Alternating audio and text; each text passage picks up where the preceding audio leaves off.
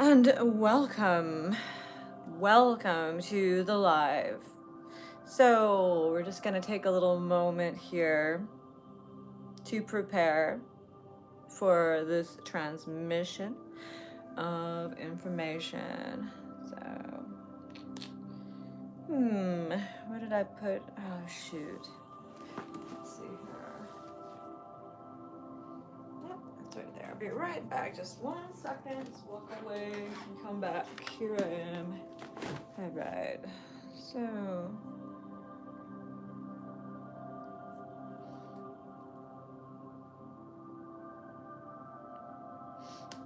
let's see if I can find this live stream and share it with some people. Ooh, got my coffee.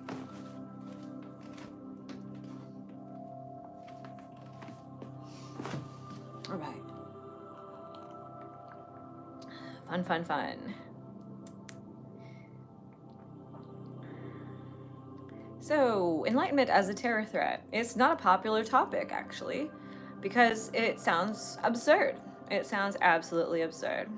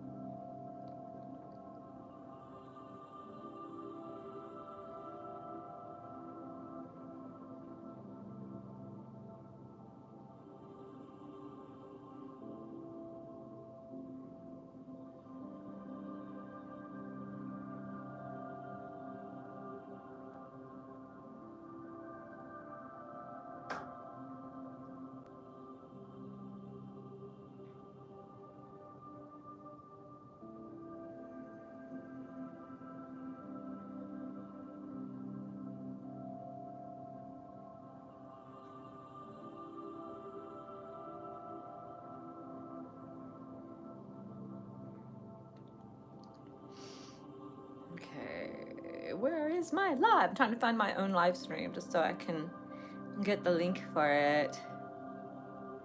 Let's see. Ooh. So a lot of my lives, they just end up being, I just noticed that they're actually not gonna be able to be published because they are coming out private, which really sucks because then nobody can see it. So trying to see if I can fix that. Yeah, the visibility of my posts often gets really messed up, and you know, it is what it is. So there's that.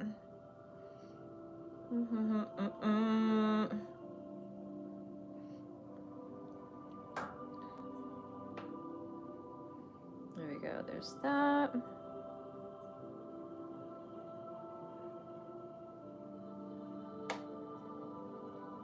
Wow, the quality doesn't look that great anyway.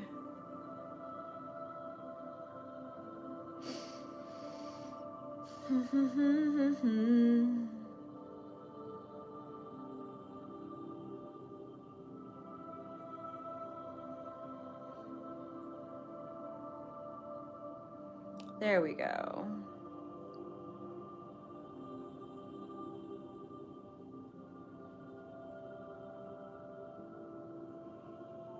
Okay, what the heck? I can't paste it? I'm trying to copy and paste the link to this live. So challenging. The challenges that we've got to face when we want to share the truth. I mean, I might have to do a little research in this video on things such as the truther movement and things like that too, because there has definitely been an agenda to repress truth, to repress the popularity of truth, and how vital truth actually is for our mental well-being, for our clarity of mind, for our relationships, for our intimacy, for having a lasting relationship. Really, it's going to, honesty, truthfulness, things like this is going to determine a lot of that, based, a lot of the quality of our interpersonal relationships is going to be highly based on truth, honesty. And that's just the way it is. So, there, that link actually can be pasted now. Let's see, okay. I'm just passing the link along to some people here. Because I do have people that would like to watch me. And they are my friends, they enjoy interacting with me. But they are not really around. So I'm just trying to get some people to come. Sorry, just give it a moment.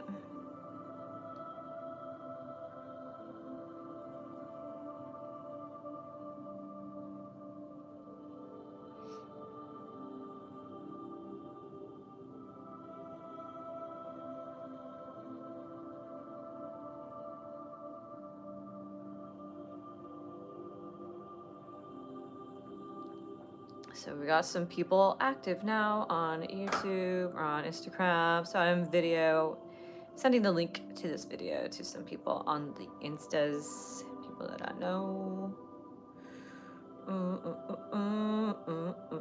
Why is Enlightenment a terror threat? Why would it be a terror threat? Can anybody answer my question? You know, if anybody would like to actually, yes. Somebody asked me if I have socks on my feet. That's so sweet. Yes, yes, I have socks on my feet, guys. There you go. There's my feet. I got some socks on my feet. So, any freaking way, just working on just a little bit of open up this discussion, which is tricky. It's tricky to have a discussion with yourself live on the internet when you're live streaming and all that fun stuff. So, you know, we're gonna do the best we can here for that.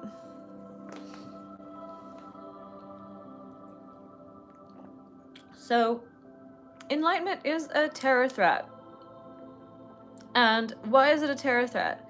So we have one person in the audience right now, but that's all right. There will be more people later to watch this, as it will be recorded, and it will be convenient for you to access at a later time, whenever it is that you are available to access it. So I have to kind of keep looking at my other phone here so I can see if people would like to come up and interact. So it's possible that they won't. That's all right. We'll just go with it. So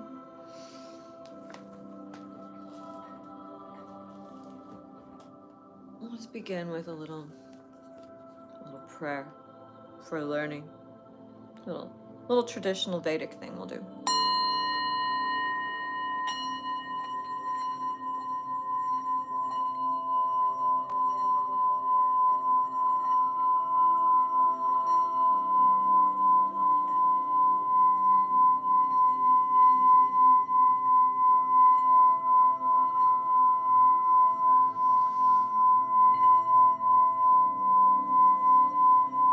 We're playing this singing bowl,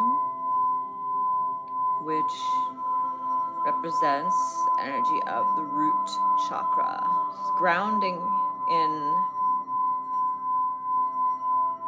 truth, grounding in light, grounding in the connectivity of all things through that light. As the light is inescapable, and it is that which connects all things. And it is the driving force behind enlightenment. It is something that cannot be obscured or blocked permanently, as it is infinite.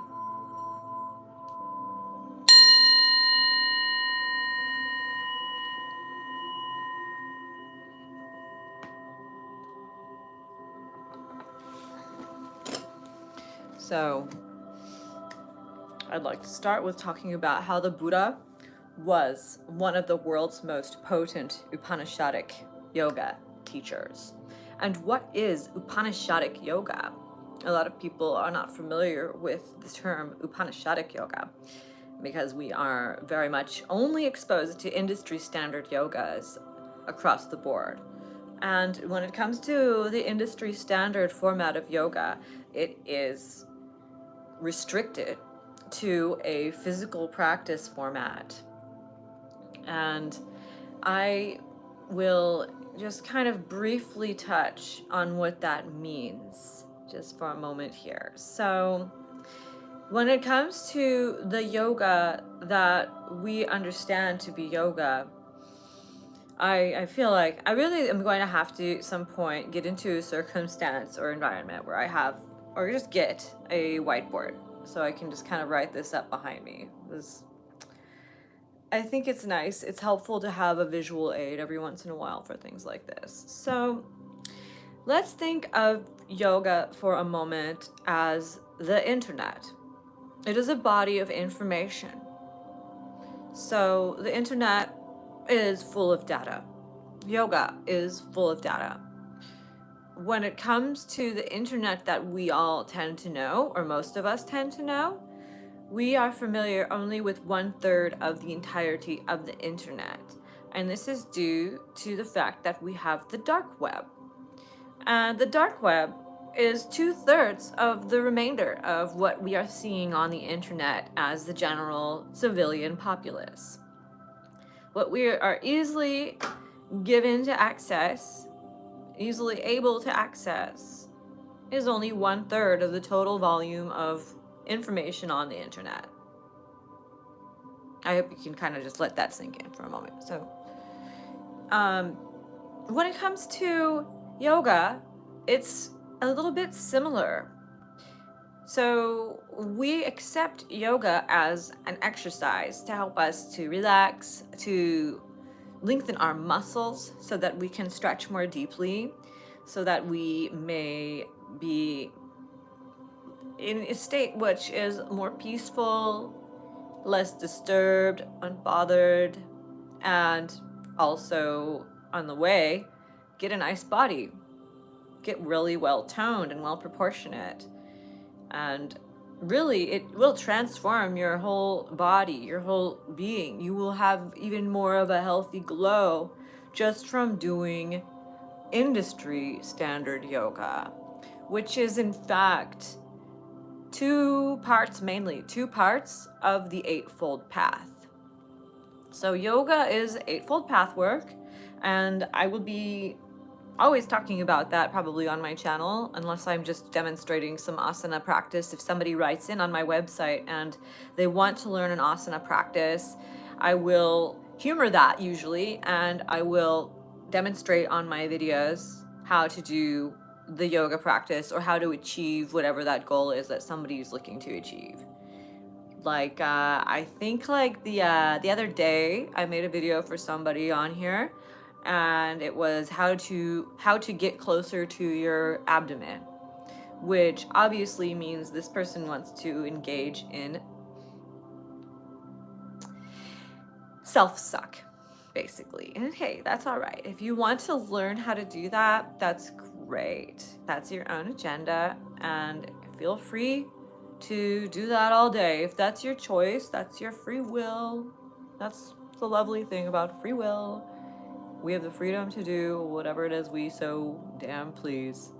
So I'm going to check in to make sure that anybody who is trying to get on this stream is able to access it, because sometimes people cannot access the stream while it's actually happening. So before I waste any more of my precious information and mental energy and time, I just want to make sure that people are able to see it. So I'm not sure.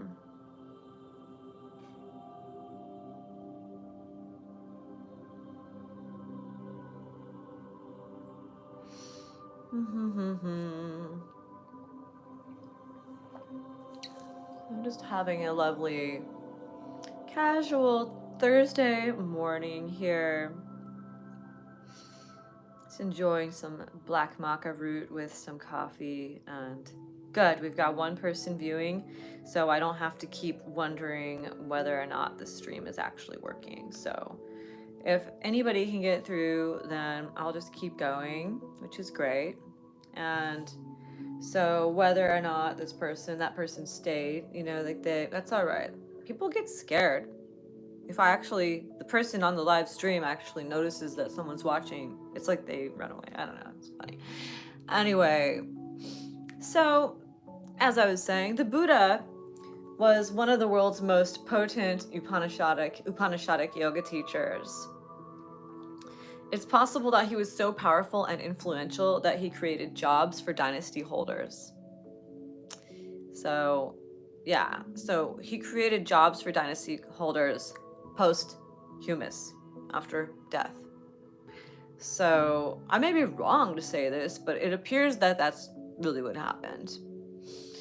In my opinion, it is a lie that the Buddha established a religion. To emphasize the teachings of Buddha as religion rather than schools of thought and ritual and sadhana or yogic practice was a big important job. Establishment of a mind virus, which is like a meme, a mind-restricting hellish disease called Buddhism. And of course, we often really appreciate and honor and respect and love Buddhism and the Buddha, which is, there's nothing wrong with the teachings of the Buddha. But when we limit it to a religion, we alienate other people who have other beliefs. As describing the teachings of the Buddha as a religion pulls it into the sphere of beliefs, this unstable space that it's a space where we unconsciously or sometimes consciously anticipate the failure of that information which we are attaching ourselves to or committing ourselves to. So there's a problem in that. There's definitely a big problem in that. And essentially, Enlightenment is a terrorist threat because it is the liberation from suffering. It is moksha. Enlightenment and moksha go hand in hand.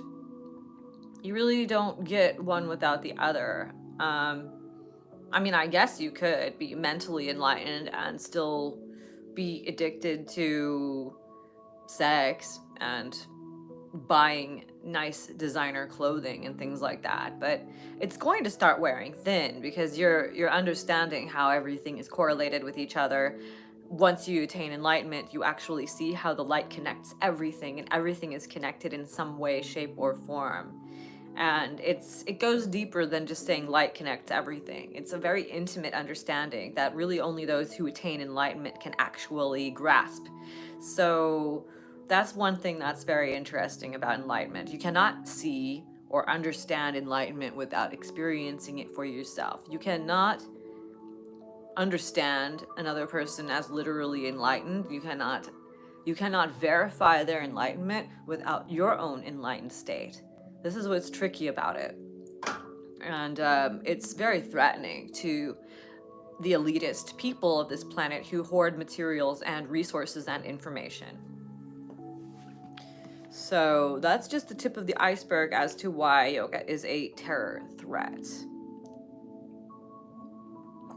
We can also theorize that terrorism itself is a vital part of the military-industrial complex. That terrorism actually was created by, military militias and basically just organizations, agencies that really need us to stay in a state of fear. Fear is very vital for ruling over large amounts of people.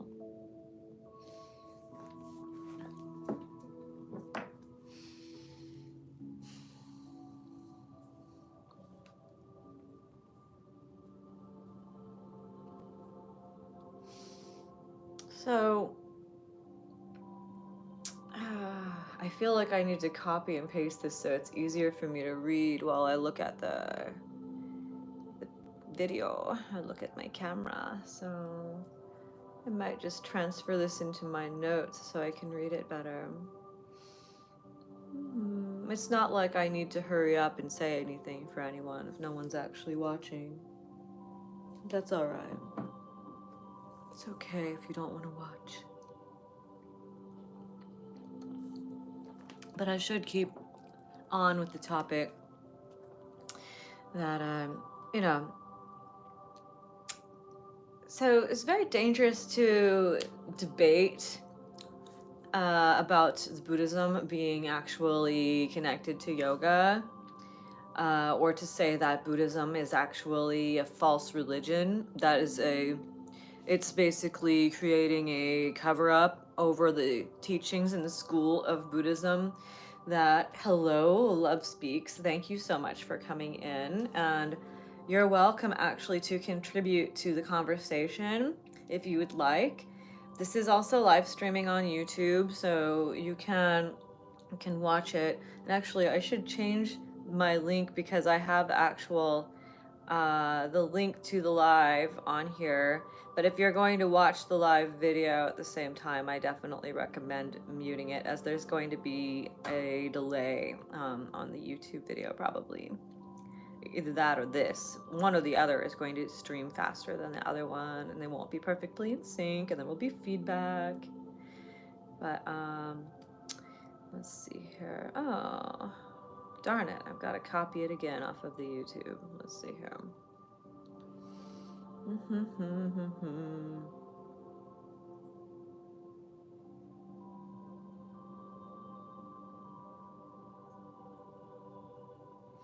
Just pinning that up to the top here so it'll be easier for people to see that there is this YouTube video, and there we go. So, all right.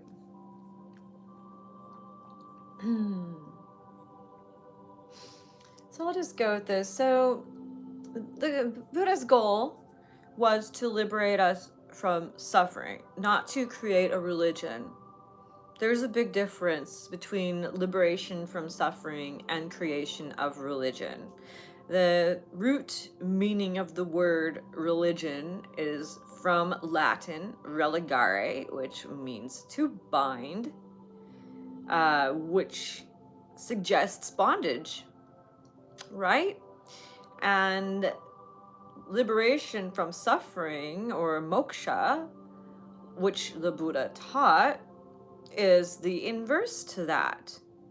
Yet we have all of these very, very influential religions all over the world that have got people attached to the idea of arguing about beliefs, when in fact the universe, the Most High, God, the pure mind, the absolute, whatever you want to call it, does not ask you to believe in it.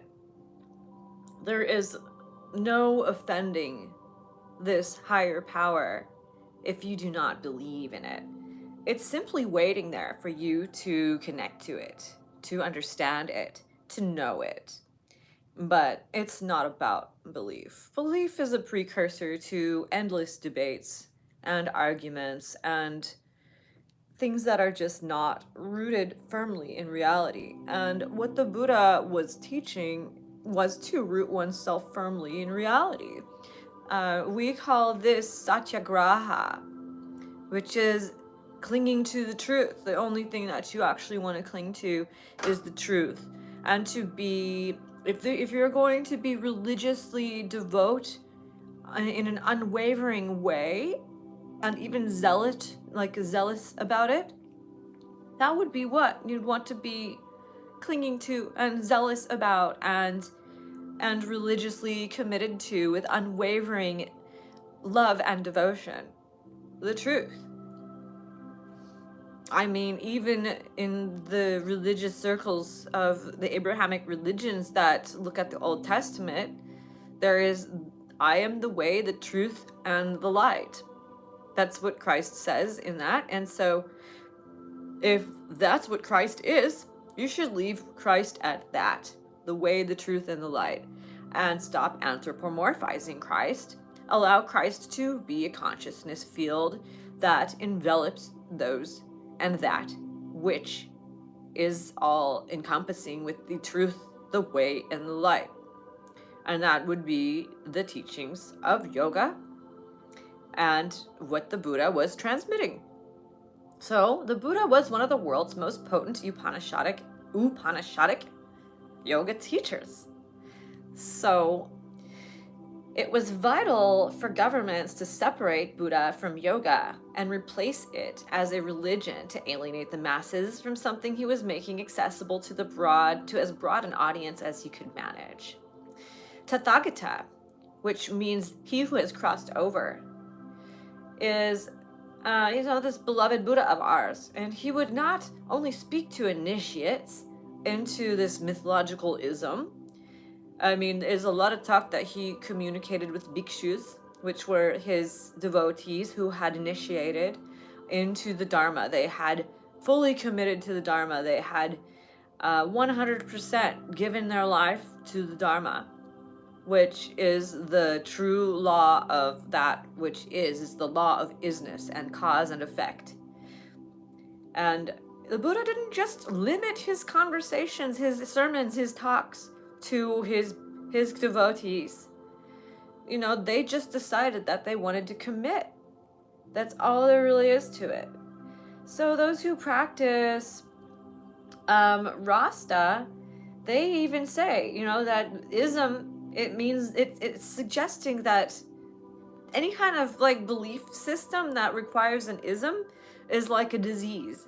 And what's funny is that we've come a long way since the Rastas have decided to call religions diseases when they have this ism in them, like rheumatism or other isms, or they usually describe a diseased state.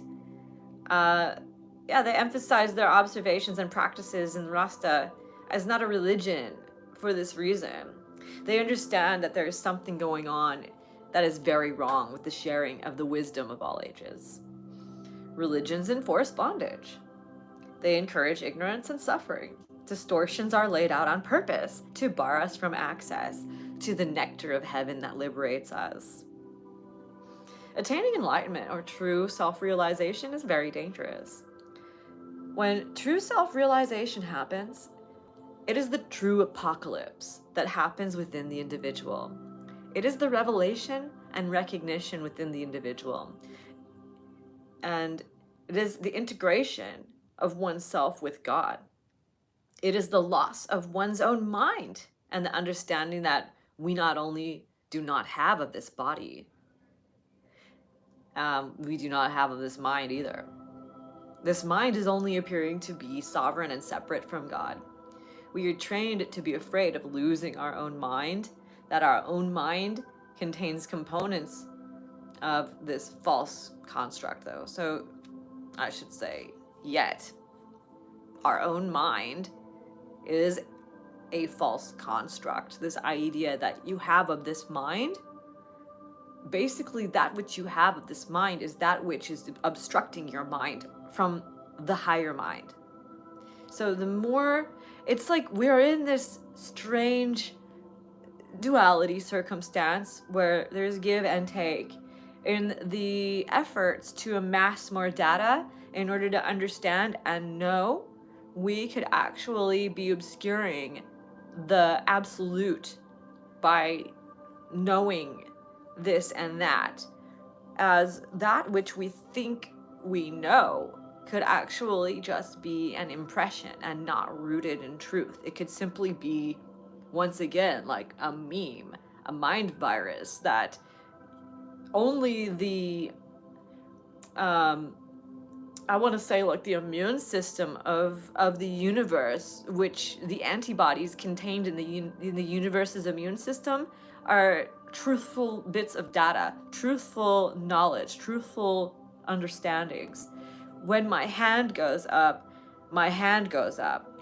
This is true. My hand has gone up. We cannot say that my hand has not gone up. Like this is what it is. This is truth. That is the truth. It's very, very simple. The truth is the same thing that for some reason, the international police, Interpol, have been punishing us for. Everything you say or do can be held against you. So, from my perspective, everything you say or do can either liberate you or help you to amass more karma. It could either free you or really mess you up. You know, so funny thing is, just recently I discovered a Course in Miracles, and I've always heard of A Course in Miracles, but I never really studied it. I never really explored it. And welcome, Lena. Oh, nope, Lena left. That's all right. So I never really studied A Course in Miracles, but on the Clubhouse app, I actually ran into a Course in Miracles community. And I was really happy that I had, because I just briefly read the synopsis that describes that the Course in Miracles emphasizes that the true voice of God is always within. And this really, really brought it home for me, because I've innately known this ever since 2002, when I had my awakening and my mind had been stripped bare and naked and empty by the efforts that I had undergone. Well, you could say it was my efforts, but it was also my surrender, as I had run into somebody who began to operate as my mentor, somebody who became my psycho-spiritual guide. And I began to understand the integration of psyche and spirit, and that really this integration has always been. The disintegration of the mind, the psyche, and the spiritual realm is a Western disease for the most part. It's a modern, industrialized, developed world disease. That we think that the psychology system, which is entirely based on medical data that has been amassed in the Western world, which is actually ages behind a lot of other things more holistic like Ayurveda, that our Western world is going to actually help crack the very, very difficult nut of mental illness. You know, the sufferings that we go through, mental and emotional illness. When you're emotionally unhealthy and mentally unwell, it's often because we are disenfranchised from the truth, because we are not understanding. And for some reason, both Buddha and the yogas tell us that the primary cause of all sufferings is ignorance itself, or not knowing. And the less we know, the more dangerous we are to ourselves and one another, the more we suffer, the more chaotic our lives will become. And the more we will be confused, the more we will look outside of ourselves for guidance, for happiness, for pleasure and satisfaction. And the fact that we have been for so very long groomed and conditioned to seek satisfaction and completion and happiness, pleasures through externals, has been basically why we are now experiencing a mass decline in population, divorces, social decline, and basically complete systems collapse all over the place, from the anthropological level to the economic and environmental. Within our homes, within our institutions, we have kids shooting each other. You know, obviously we've got some problems, and yet more people really need to know things about like how. So for instance, nonviolent communication plus A Course in Miracles are both modern developments of therapy and study that are perfectly part of Upanishadic yoga. These are modern emergences, can't talk. These are modern developments that have emerged that are very, very helpful for us to attain moksha. for us to free ourselves from unwholesome thoughts, anxieties, fears, abusive interactions, and overall hateful living that is very, very unhealthy for us, holistically speaking, because your mind is going to affect your body. So, yeah, the Course in Miracles is the very thing I had learned on my own after awakening. The voice of truth exists within us all, waiting to be sorted out from the ego's plastic, self-important turbulence and noisy assumptions. And yes, I'm reading from a bit of an essay that I just spewed out yesterday in my WhatsApp group. So I have a WhatsApp group called Kundalini Reiki Tantra Yoga. So yes, I kind of integrate all of these things together: Kundalini Reiki, Tantra, and yoga. Like squish them all together, because it's very, very difficult to present yourself as a modern Upanishadic yoga teacher in the West without people looking at you like you are an absolute cornball and some kind of scam that has just made this stuff up. And just like, you know, I'm not new to yoga by any means. I've been studying this for around 33 years. I think I kind of know what I'm talking about, and I think I've kind of been guided to see how, well, for one thing, the mentor that I met, he told me there is nothing new under the sun. I think I had vaguely heard that idiom well before I met him, but he really helped me bring it home a little bit more, and it's just been instilled in my mind that yes. So everything that we need to liberate ourselves is in this world, but they've all just been kind of broken apart and scattered around. So the path to liberation, which is yoga, which is the teachings of Buddha, have been deliberately distorted, broken, and contaminated. And this is the nature of what has been described in the Vedic cosmology as the Kali Yuga, the era of strife, the era of confusion. And it's really, self-realization is really, it's no small event. It is the goal of yoga, and it is, finding that voice of God within yourself. This is not a religion. God does not want us to believe. God is just there waiting to be known. Buddha didn't teach God what he thought. Didn't teach God. Buddha was not teaching like about God. Obviously, everybody knows that. But he taught about pure mind. And so who are we to say that there is a difference between God and pure mind? Where is there a separation between you and God? Where is the separation between lies and God? Because even if, lies are what we say are of the devil is also of God, because everything had to have come from one source, as God is that one source, which is the whole universe, which is described in Vedic tradition as Shiva.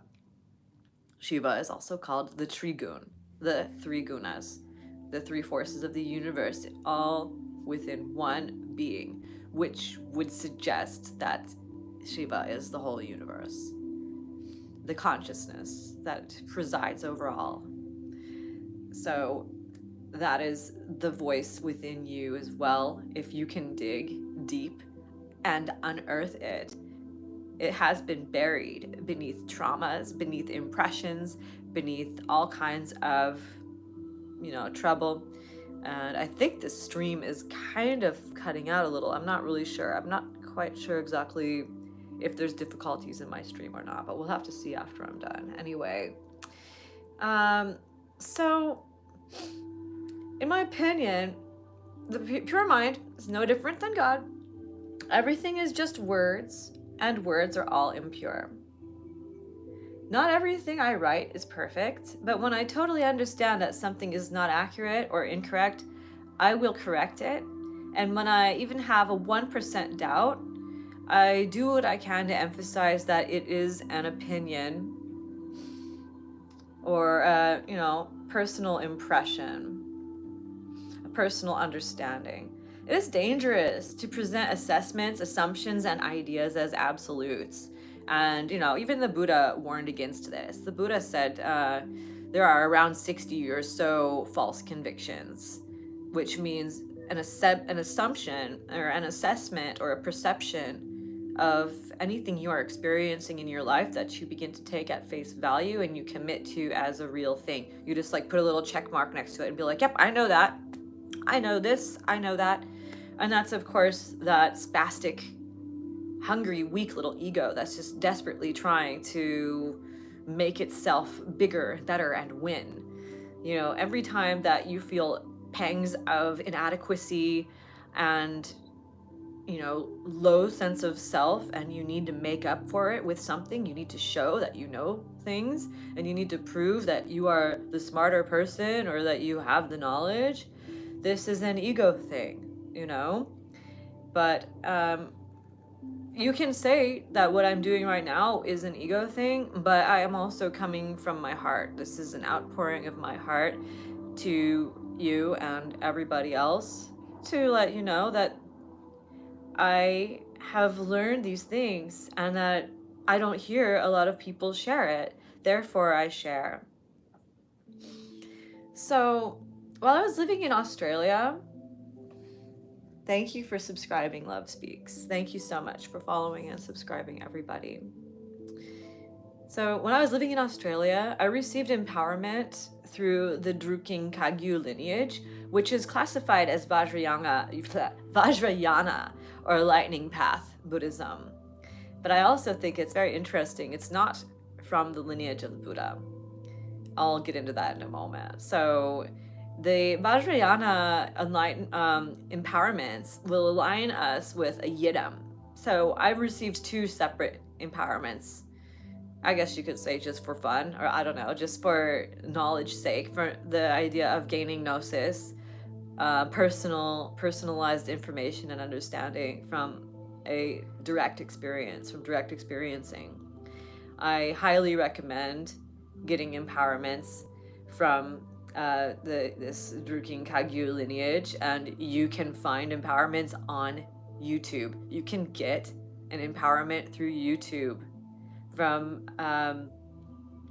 Garchen Rinpoche. So he has actually published empowerments on here, and you can meditate along with it, and you can repeat the Tibetan prayers or vows, basically, to commit to this Yidam. And when you do, for me particularly, I had amazing dreams afterwards that were very wonderful and very vivid, and it was just really very special. And once you receive your empowerment, you are privileged to access and practice certain sadhanas that are particular for each Yidam, and it's quite lovely.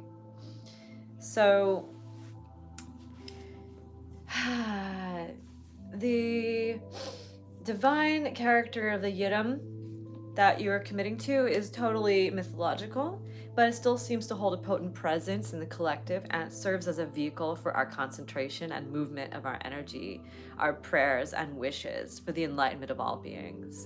The lineage of Drukgyal Kagyu does not originate with the Buddha. It originates with Milarepa. Milarepa was a student of Marpa Lotsawa, a Tibetan Buddhist teacher, rather than the Buddha. So anyway, that is basically where I was going with that. So Buddhism and yoga, we might as well start calling yoga yogaism. If we're going to start calling yoga a belief system or a religion, and this is what a lot of people want to say. In modern day India, Modi and Sadhguru are working together to emphasize yoga as a religious thing in order to contain the public within, and to also the world, to alienate the world from these teachings of liberation. There is a tremendous effort to maintain levels of low consciousness on this planet in order to keep the money where it's at, so the money is not lost. And this is why yoga and Buddhism and enlightenment and anything that actually liberates you from suffering is a terror threat. It threatens the very terror that they want to keep us in. Yoga is such a threat when it is complete. Upanishadic yoga, so let's actually contextualize it.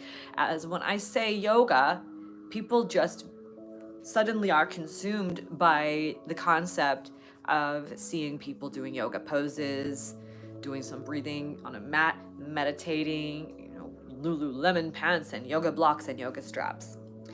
And that is only a part of the path. That is only part 3 and 4, which is asana and pranayama.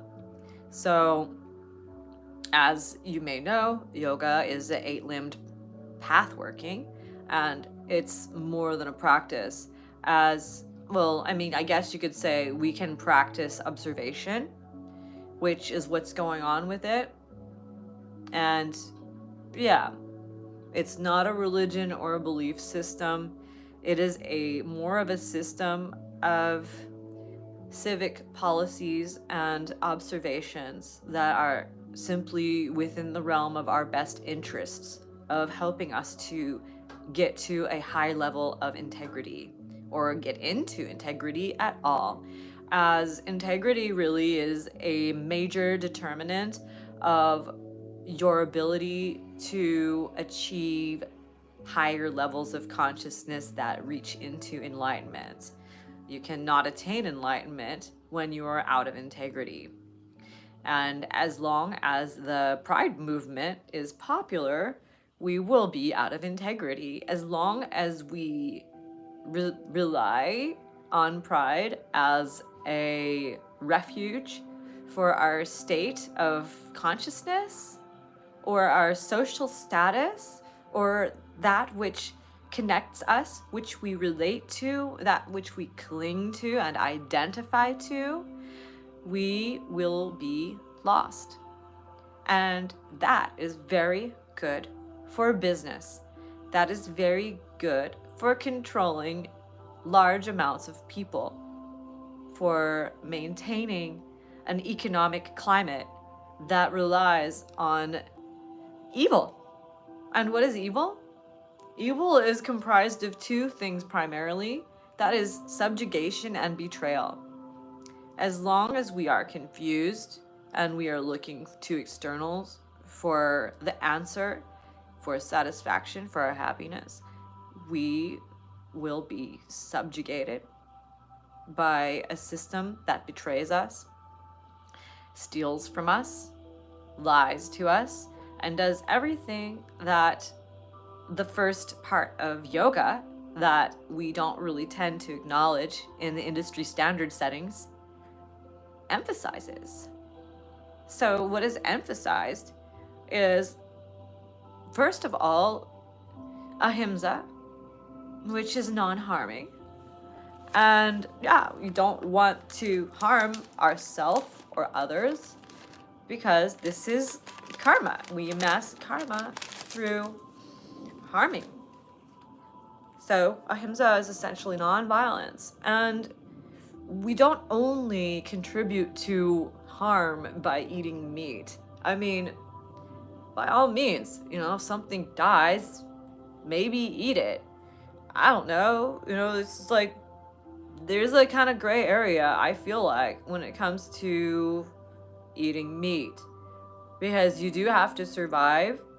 And if you kill in reverence and you wish that being, a better reincarnation when you do it, and you kind of like do this in a devotional way, especially when it comes to survival. In certain climates, we simply must find quarry to survive. And that's the unfortunate fact behind it. If you can reduce your intake of meat and watch the amount of parasites that you take on board your body, you are going to be healthier. You will be able to stay vital for longer, and you will stay more youthful for a longer time. But then again, if you deprive yourself of the right kinds of nutrients and the right kind of balance of things in your body, you will begin to strip yourself of vitality. So there is a fine line there. Everything within balance. The ahimsa practice can be supported by the modern therapy system that was brought out by Marshall Rosenberg called NVC, or nonviolent communication, which also goes back to what Christ said. It is not that which goes into your mouth which defiles you, but that which comes out. So there's that. And it's always nice to be honest when it comes to practicing ahimsa. If you are deceptive to other people and you mislead them, you can cause them pain. You can hurt them. That is a violation of dharma. So that's how you will amass karma. So you're not committing to dharma every time you go against the guidance of yoga, as yoga is emphasized, has been emphasized from the beginning as the path of right livelihood. Yoga is not just a mat practice. That is the difference between Upanishadic yoga and industry standard yoga. Satya, truthfulness, is the next part. So you see how ahimsa and satya, they neighbor one another at the first part of the foundations of yoga for a reason. And all these components of yoga are vital to each other. And you can imagine all of these components as parts, vital parts of a bridge. Let's say a suspension bridge or any kind of bridge. And the way those components come together in order to hold that bridge up so that you may cross over, which is the concept of Buddha, Tathagata, he who has crossed over. So yoga is your bridge to cross over. This is what was being taught by Buddha.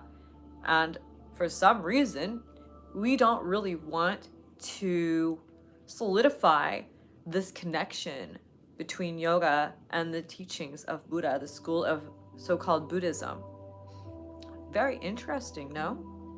So, truthful, honest conduct is very popular in yoga when it comes to real yoga. When it comes to industry standard yoga, satya hardly exists. Yet it should be very popular. It's really funny to think, why? Why is it not popular? It's a little bit messed up. So we come to the next of this first part, this first anga or limb of yoga, asteya, non-stealing. So when it comes to non-stealing, it is an honest way to be. It's a way of living honestly. So it ties right into the previous topic, satya. Non-stealing. If you have stolen, it's good for your mind to admit that you had stolen. If you can make up for it and you can repair the damage you've done through stealing, you can go back, you can donate to those who you've stolen from. You can, purchase the items that you had stolen and then sneak them back onto the shelf. Things like that. I mean, that's just one way you can work on repairing that. So you can actually amass karmic merit, I guess we can call it that. Good karma. I call it karmic relief, really, because I kind of see karma as really just like a weight that's added on. And the greater your karmic debt is, the heavier you feel. And at the end of the day, if you're exhausted, that's how you can tell that you have amassed a lot of karma in either your day or your life or whatever, that you're just basically going the wrong way about it. And from there also we have brahmacharya after this stealing. And oh yeah, by the way, Asteya, I also brought this up in the non-stealing thing. It can also go into stealing opportunities from yourself for growth. And that's what happens when you do things like the above: violence, causing harm to others, lying to them. All of that is a way of stealing from yourself opportunities for growth and empowerment and clarity and mental and emotional well-being for a better relationship, and on, all the good stuff. So there's that. So the next one we have is brahmacharya, which we call sexual countenance. So there's a term for sexual countenance I got into just the other day, and it was a really interesting term. I'm trying to see if I brought it up in here. I believe it's like coitus interruptus or something like that. So basically, not ejaculating. That can be considered brahmacharya. And getting your lust urges under control. I've heard also people refer to it as keeping affairs in order, which is a little, I don't know, it's a little slippery there. But also, like, keeping your Shakti contained so that it may serve your higher power and goodness, as Shakti can be considered to be very much involved in your sexual energy. And if you are attracted to one person after the next person after the next person, and you are giving into it by attempting to get with these people, and you can't really stay with one person and go into a deep and meaningful, committed relationship with that person, then you are going to have a lot of loose and unconcentrated energy. You're going to have a deficit of being able to access and utilize that wonderful healing power that is in your life force. And this does go for women as well, as even though women's orgasms function differently and that we're able to have a lot of them, we can also become incredibly greedy with that. And we can, have sex with one man and we can do it for money, and then we can go on to the next man in the same night and go do it for more money. And that's going to obviously hurt us emotionally, mentally, and spiritually, which is all the kind of the same thing. It's gonna just hurt us on the spiritual level. It will hurt our soul. It will cause us pain. Eventually, it will catch up with us. So that ties right back into the ahimsa, non-violence, non-harm. Satya, truthfulness. Asteya, non-stealing. These all they all correlate. This is why they're all part of the same bridge. They all need to be contemplated and acknowledged and appreciated for the way that they are all interwoven with one another. And then the next one is aparigraha, or non-clinging, non-hoarding, non-coveting, non-possessiveness. It can include non-possessiveness of the excess pride, arrogance of knowledge, dogmatic thought, egoic clinging to information for the sake of being right, to get a win. And all of this just pretty much contributes to a lot of strife. And so I know this seems maybe like it's kind of a boring topic to some people, but hey, this is real. This is real. The teachings of Upanishadic yoga, or the original intention of yoga, to bring us into a higher state of consciousness and eventuate as moksha, or liberation. Niyama is the next part, and that is, I'm just going to go briefly into it because it's just like, this is exhaustive information, I know. Niyama, Saucha, the first one, is cleanliness of body. Oh, did I mention the first limb's name? That was Yama. The first name's Yamas, or Yama. So Yama basically means restraint or discipline. And next we have Saucha, cleanliness of body, mentality, character, conduct.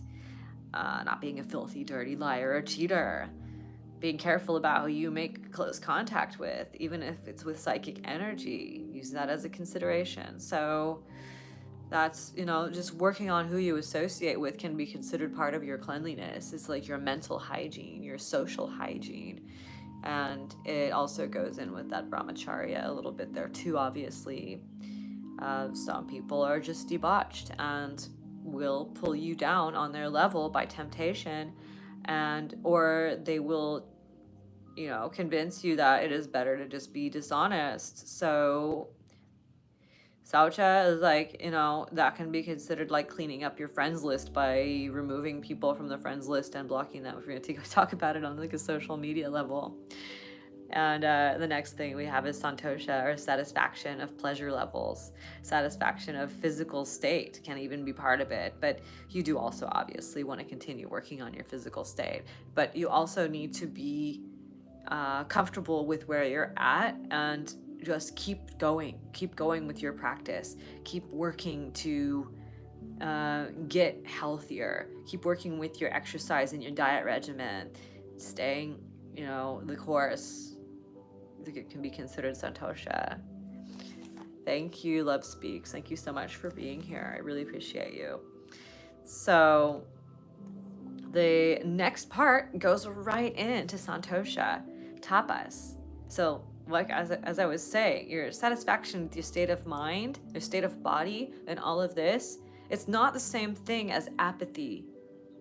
So don't confuse satisfaction with apathy. A santosha, or satisfaction, can be considered like happiness, like choosing happiness, choosing to be like practicing self-love. This is all very wonderful guidelines for self-love.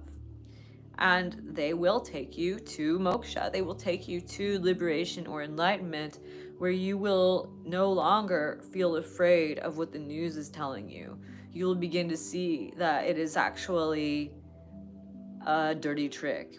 You will begin to fear death less and everything like that. So yeah, tapas. Fiery determination to take actions to their completion, dedication and devotion, the grit to get it done. If you go into a industry standard yoga studio and you want to just practice yoga and get healthier, but there are mirrors in the studio and you feel like you are flabby, your body is not looking good, your flexibility is not all there, you may keep looking in the mirror and criticizing yourself, and it will take you out of your focus for the asana and the pranayama practice. It will take you out of the inward focus that yoga is supposed to bring you into, which does happen under the guidance of very skilled industry standard yoga teachers, which is lovely when this comes in. You can tell the difference between an average industry standard yoga teacher and a very skilled industry standard yoga teacher when they are able to pull you into more of the aspects of the 8 limbs within that little hour or 90 minutes yoga class that usually we're teaching. So after tapas, we have svadhyaya, which is self or scriptural study, which goes into psychoanalysis of oneself, self-inquiry, and also the analysis of scripture. And scripture can be considered to be holy, sacred texts, things like this. But these things are usually more they're more allegorical than straight up truth. So this is the trick of religion also, to take you out of what is scriptural. Scriptural is really, if you want to get into esoteric Christianity, scripture is truth. It is reality, it is that which cannot be rewritten, it cannot be altered, it cannot be changed. And to do that is considered sinful because you are misleading others who are attempting to gain higher levels of knowledge, who are attempting to work on themselves, improve and build themselves. And if you give them a disservice, if you disserve them by saying that something that is not true or is distorted is true and is real and is scripture, then if you know what you're doing, that's so not good. But a lot of us are ignorant. A lot of us are unknowing. We do not understand that scripture goes deeper. It can be just actual facts. It can be hard evidence and truth. And that is where our scriptural study really gets powerful, empowering, helpful, supportive, helps us to grow. And, it is all about really like just digging down into that which is a good foundation for understanding and knowledge. And it's not about belief. It's not about this fleeting, oh, I think this and I think that, I believe this and I believe that, and you're gonna just fight about it all day. No, don't do it. So statistics can be considered scripture, but this is also tricky nowadays. Things on the news that announce that there are large numbers of this or that, we cannot verify that this is always absolutely true. And sometimes we find out that it's not. We find out that there has been some kind of tampering with data in order to confuse us and scare us. So the next thing after Svadhyaya, the last of the 5 niyamas, is called Ishvara Pranadhana. So Ishvara Pranadhana is what you need to do when you do not absolutely know everything, which is all of us. We do not all absolutely know everything. And when you do not understand why things are happening, why you are going through so much pain, why such bad things are being experienced, you're seeing so much trouble in the world, then you want to practice Ishvara Pranadhana, which is surrender to God or the divine or the universe. Surrender to the higher mind that you are yet to fully grasp and comprehend.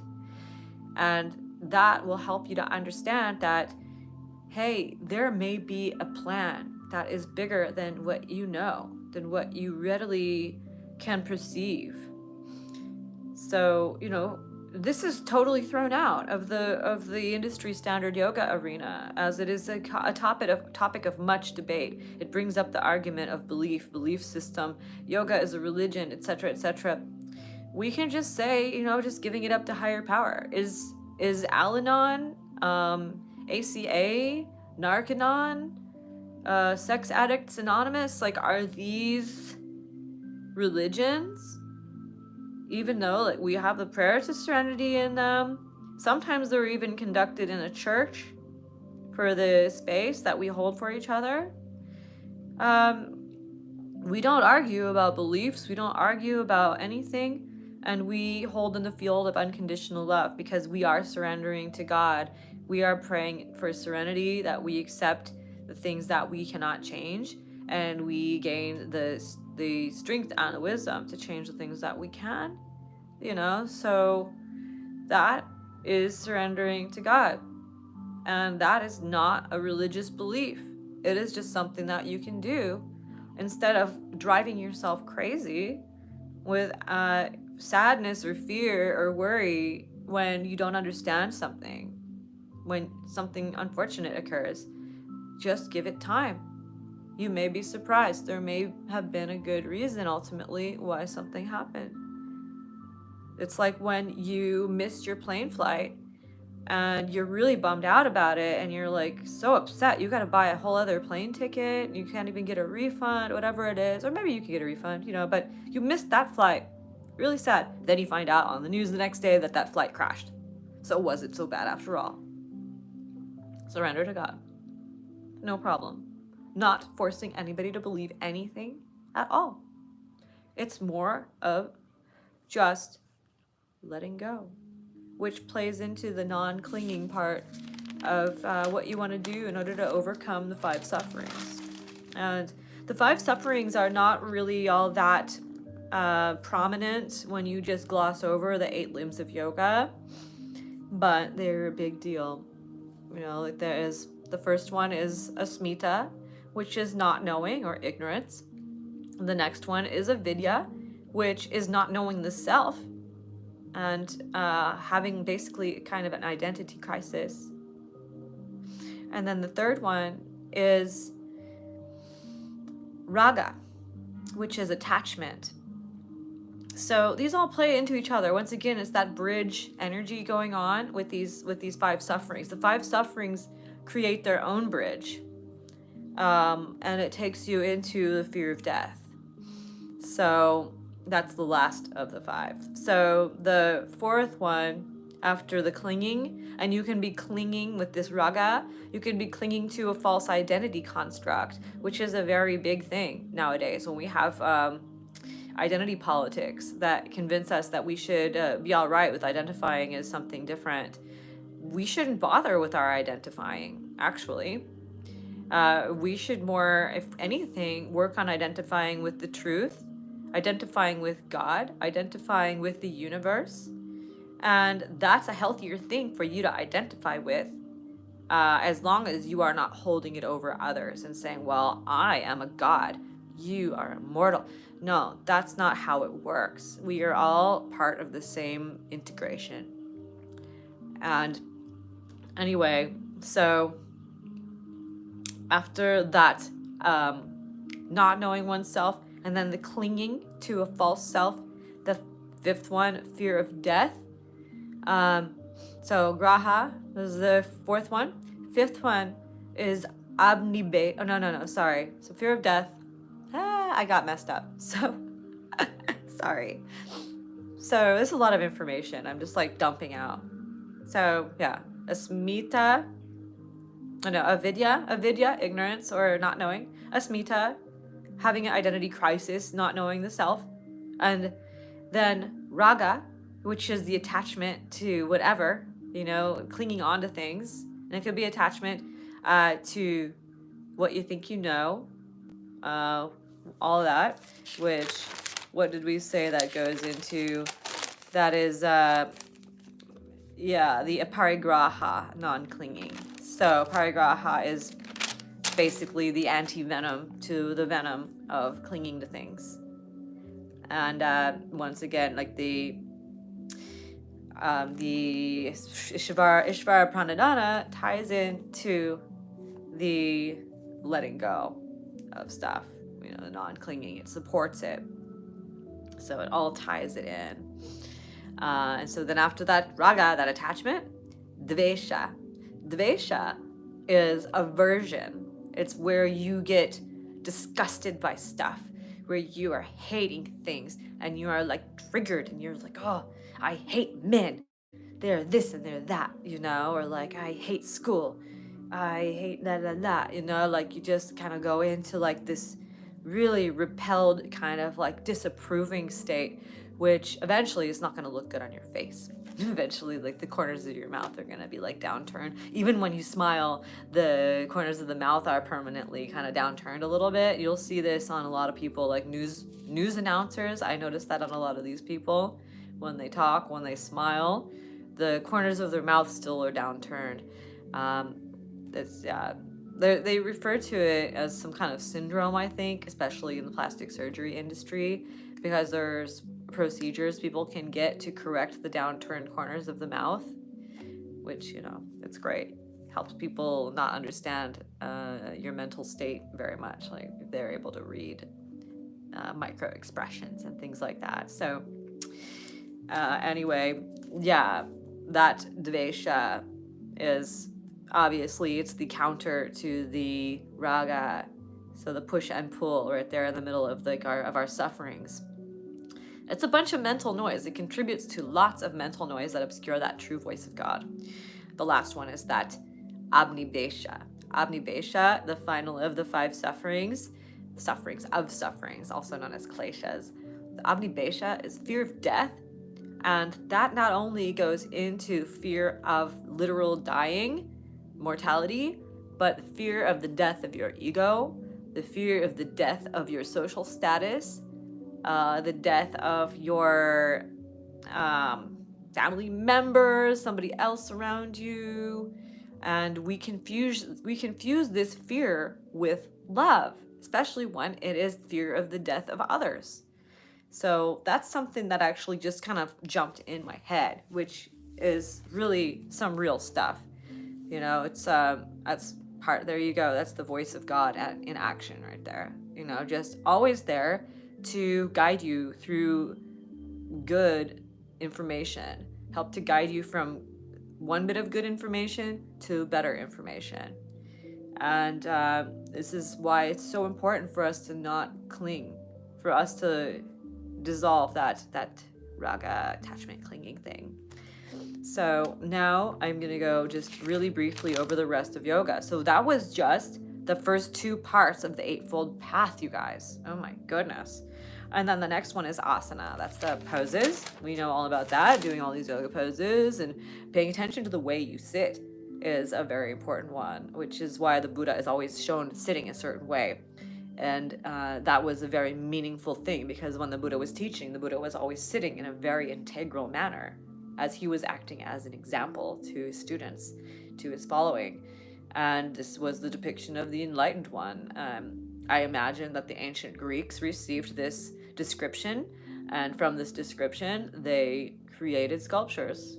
Very few people seem to know this, but a lot of the Buddhist sculptures, okay, all of them, all of the sculptures that depict the Enlightened One originated in ancient Greece.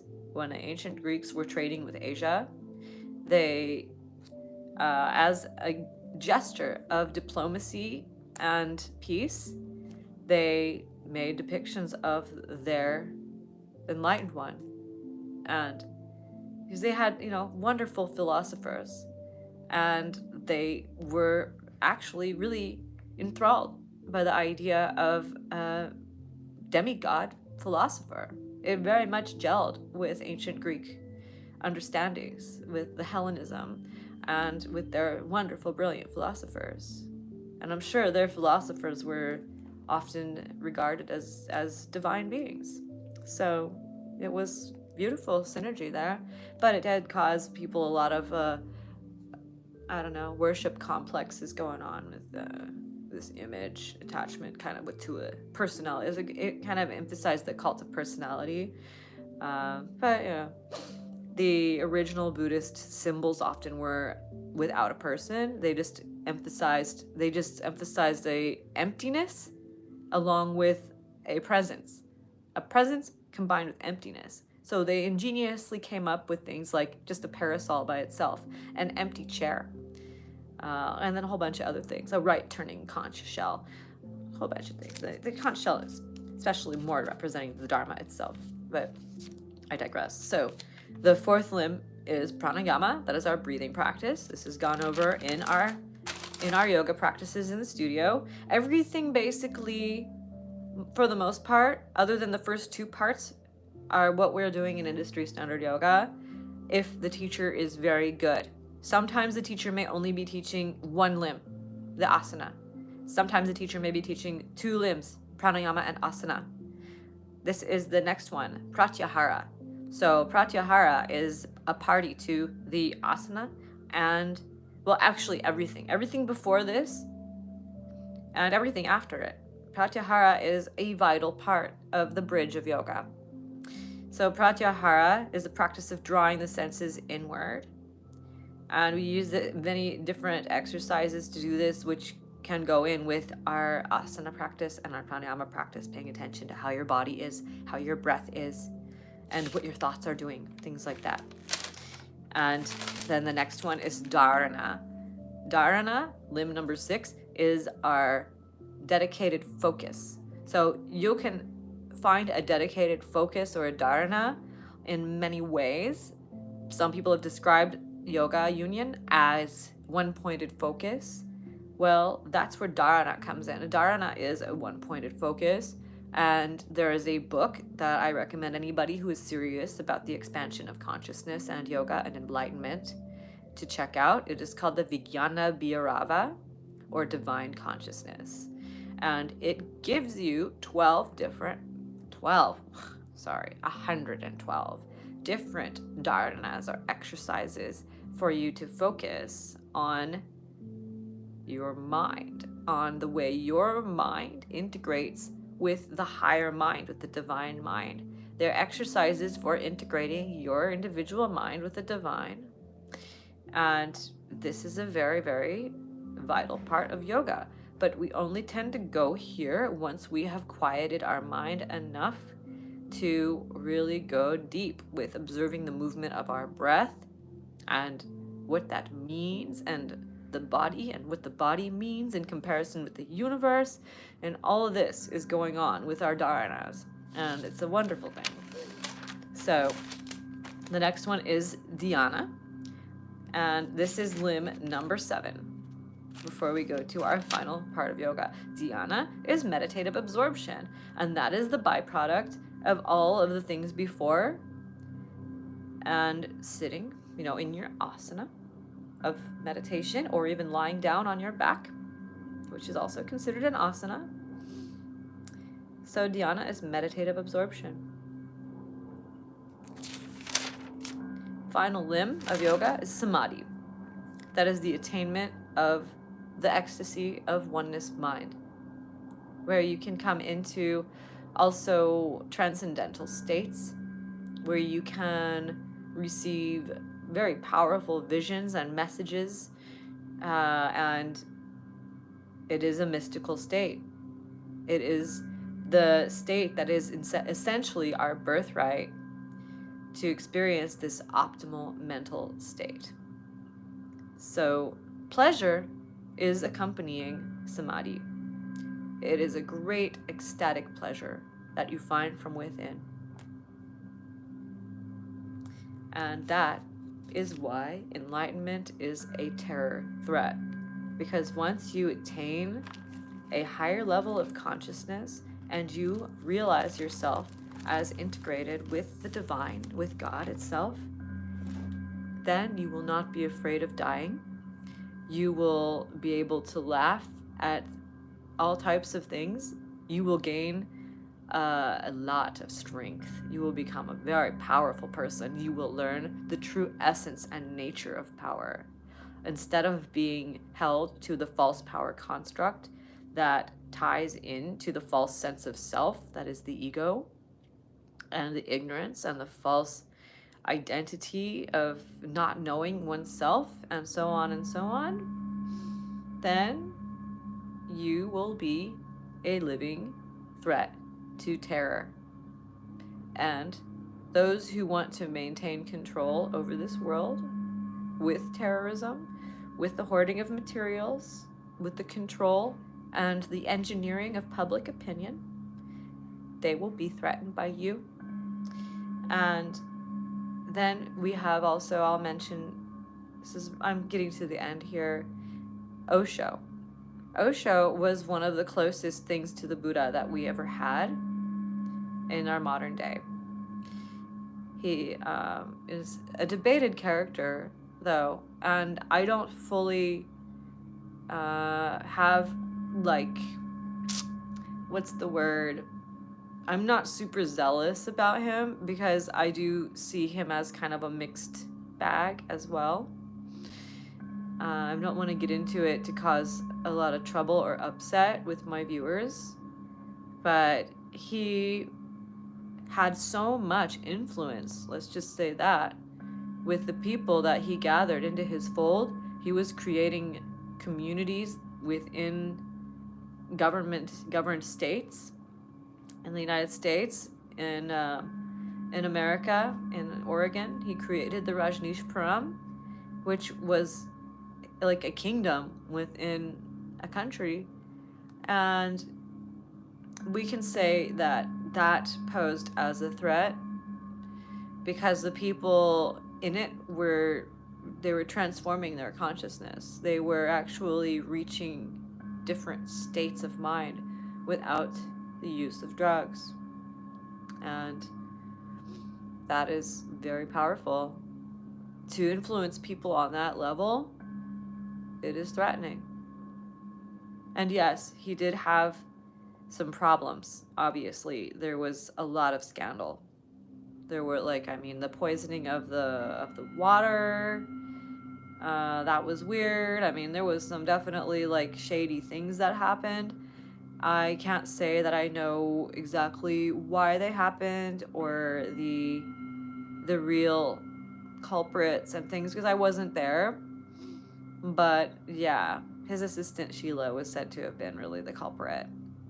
But yeah, that is basically where I want to leave this, because I would like to move on with my day. But thank you so very, very much for watching. And please do stay tuned for more lives and more pre-recorded videos. And thank you so much, you guys, for coming in and listening and learning with me. And I hope that you gained something good from this. Namaste.